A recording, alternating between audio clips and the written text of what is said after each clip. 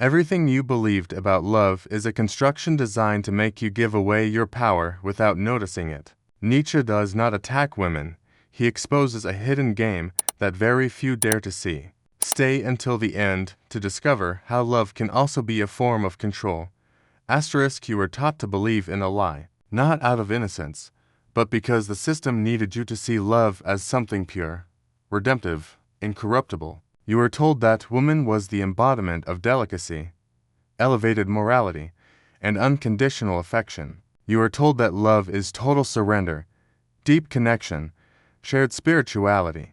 But that image does not come from experience. It comes from a cultural strategy that made you functional. Nietzsche did not hate women. He hated the farce. Asterisk, he stripped that fiction bare with an uncomfortable precision. While you idealize, she analyzes. While you seek tenderness, she measures the scope of your emotional weakness, not out of malice, but out of necessity, because history forced her to develop a type of invisible power. And you, accustomed to seeing the world only on the surface, do not know how to recognize it. While you offer flowers, she studies fractures. While you recite promises, she calibrates outcomes. Asterisk, Nietzsche understood that love, far from being a pure act, is a field of power. There is no dance, there is tension. There is no symmetry, there is will. And whoever fails to understand this falls.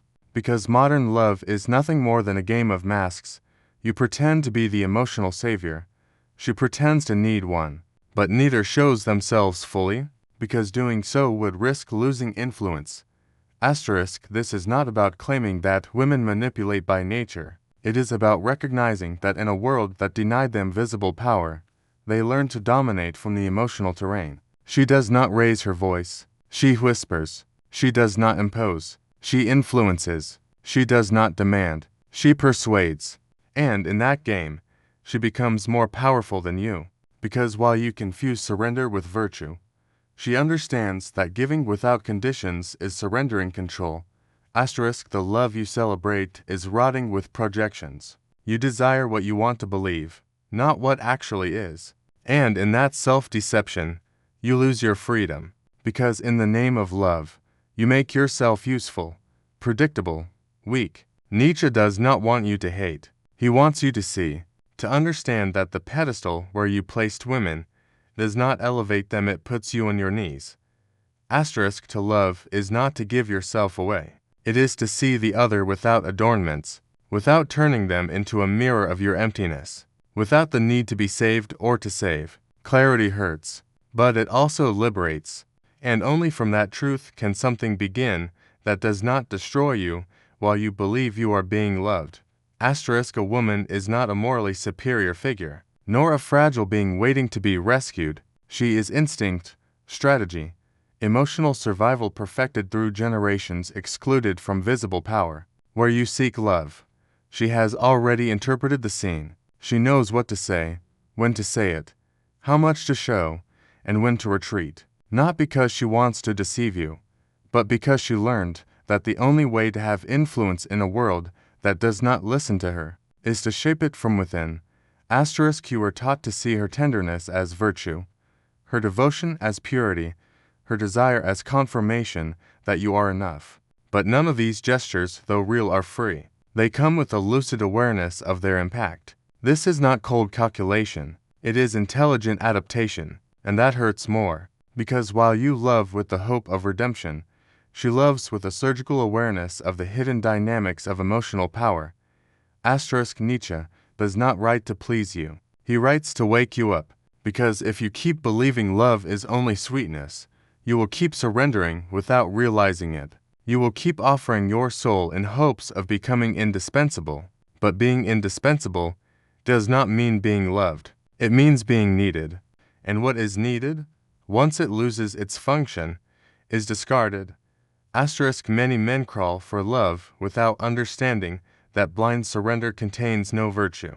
It contains submission, loss, not of dignity, but of vision. You are so busy proving that you deserve love that you forget to see whether what you are receiving is even real. Nietzsche does not ask you to flee. He asks you to stop behaving like an emotional child, to remove the blindfold of idealized romanticism and look at what is actually happening.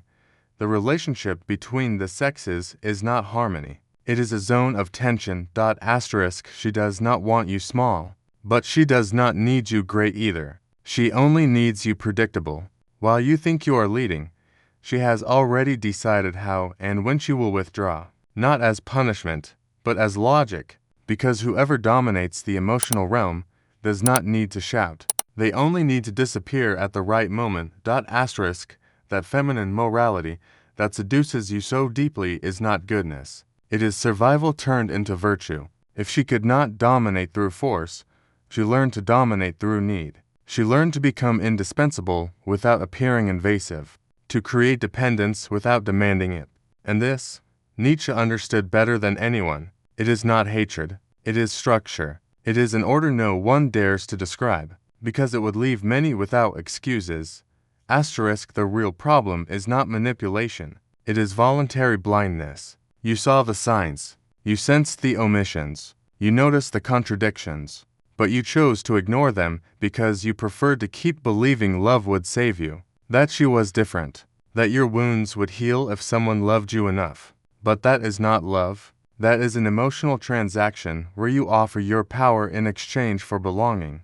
And in that logic, you always lose. Nietzsche did not say this to humiliate you. He said it to shake you awake, because there is no redemption in another if you have not first broken the lie you sold yourself about who you are. You believed love meant giving everything, but giving everything without awareness is not love, it is surrender. It is self-abandonment, and no one who abandons themselves can build anything real with another. You were taught that she completes you, that without her, you are incomplete, that your value is confirmed by her acceptance.